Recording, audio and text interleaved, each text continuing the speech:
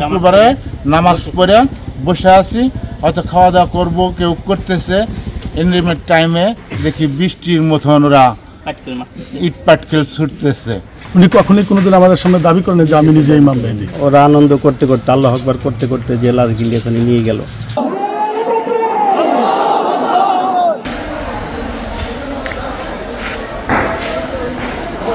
এখানে এই কবর নিয়ে আলোচনা সমালোচনা হয়েছে। তারপরে মৌলবীরা আসছে এখানে, এসপি মহোদয়, ডিসি মহোদয়, টিউনো মহোদয় এবং এই দরবারের কিছু লোকজন এবং তৌহিদি জনতার 10-15 জন, এরা 4বার করে বৈঠক করছে। বৈঠক করার পরে একে দরবারের সিদ্ধান্ত, দরবার এসে বলে গেছে আপনাদের কোনো সমস্যা নেই, আপনারা আপনাদের রীতিমতো আপনারা দরবার চালান।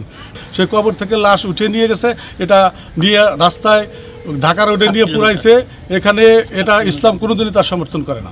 ভক্তদের মধ্যে বলতেন যে ইমাম মেহেদী আসবেন, উনি কখনোই কোনোদিন আমাদের সামনে দাবি করেন যে আমি নিজে ইমাম মেহেদী। শুক্রবারে নামাজ পড়ে বসে আছি, হয়তো খাওয়া দাওয়া করবো, কেউ করতেছে। এন্ডিমের টাইমে দেখি বৃষ্টির মতন ওরা ইট পাটকেল ছুটতেছে।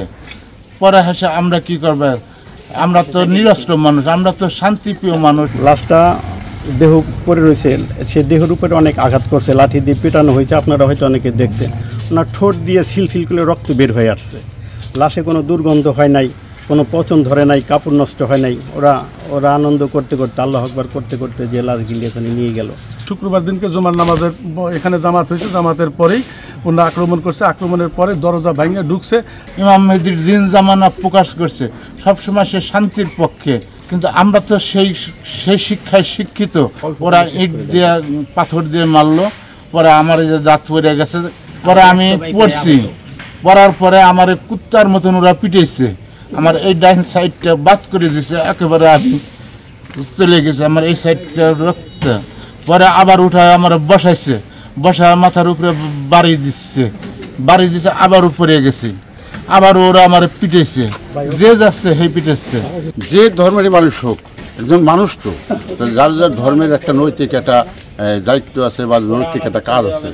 তাই সেই কাজের বাইরে যদি কোনো কিছু করে, খালি আমি না, জগৎবাসী এটা ঘৃণার চোখে থেকে, আমি সেই জন্য আমার পক্ষ থেকে আমি নিন্দা জানাই, ঘৃণা জানাই এবং সরকারের কাছে আমি এর সুস্থ বিচার চাই। কীভাবে আমার দয়াল পাখির লাশটা উঠায় নিয়ে ওরা পুরাই দিছে, আমরা এদের সূক্ষ্ম দাবি চাই যে এদের বিচার হোক।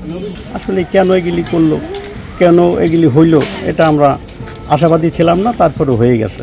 তাই এর জন্য আমরা বিচার চাই, মাননীয় প্রধান উপদেষ্টার কাছে বিচার চাই। আর আমাদের দরবারে যে ভাঙচুর লুটতারাজগুলি হয়েছে, কয়েক কোটি টাকার সম্পদ, এগুলি কোটি কোটি টাকার সম্পদ নষ্ট করা হয়েছে। আমাদের দরবারকে শান্তি ফিরিয়ে দিতে হবে এবং দরবারকে পূর্বের মতো এখানে নামাজ, জিকির, আজগার যে আমাদের যে সিস্টেম ছিল সেই সিস্টেম আমাদের ফিরিয়ে দিতে হবে।